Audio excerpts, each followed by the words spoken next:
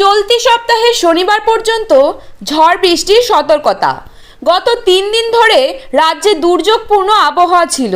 আজও বহাল থাকবে ঝড় বৃষ্টি, পাশাপাশি বইতে পারে দমকা ঝড়ো হাওয়া। আজ সন্ধ্যার পর কলকাতা সহ দক্ষিণবঙ্গের অধিকাংশ জেলাতেই ঝড় বৃষ্টির সতর্কতা রয়েছে। দক্ষিণবঙ্গের প্রায় প্রতিটি জেলাতেই ঝড় বৃষ্টি থাকবে, তবে উপকূলবর্তী অঞ্চলগুলিতে ঝড় বৃষ্টির সম্ভাবনা সব থেকে বেশি, যার জেরে এইসব এলাকাগুলিতে হলুদ সতর্কবার্তা রয়েছে। কালবৈশাখী ঝড় বইবে, আছে শিলাবৃষ্টির সতর্কতা।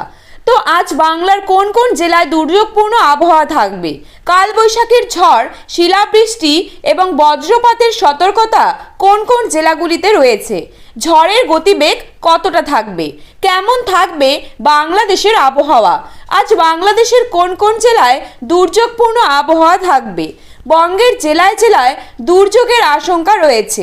গত 3 দিন ধরে জারি রয়েছে অরেঞ্জ অ্যালার্ট, আজও তা বহাল থাকবে।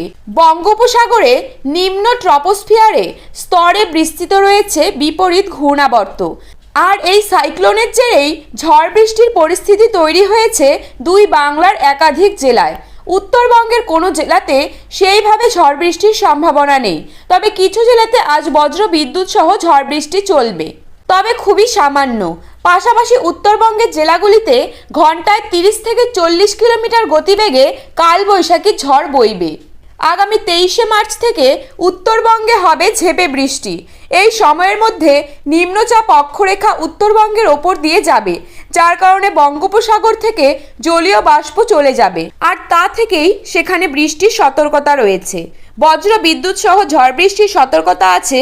ইতিমধ্যে জারি করা হয়েছে হলুদ সতর্কতা। দক্ষিণবঙ্গের সব জেলাতেই কোথাও না কোথাও হালকা থেকে মাঝারি বৃষ্টিপাত থাকবে, তবে দমকা হাওয়ার বেগ থাকবে বেশি। ঘন্টায় প্রায় 50 থেকে 60 কিলোমিটার গতিবেগে কালবৈশাখীর ঝড় বইবে।